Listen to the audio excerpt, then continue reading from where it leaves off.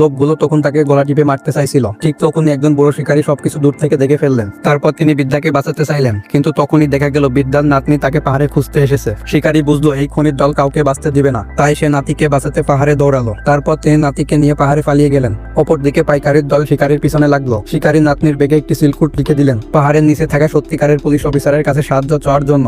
শিকারী নিজে খারাপ লোকদের ভুল পথে চালাতে লাগলো। একে একে শিকারী অনেককেই হারিয়ে দিলেন। এরপর সব থেকে ভয়ঙ্কর সত্য প্রকাশ পেল।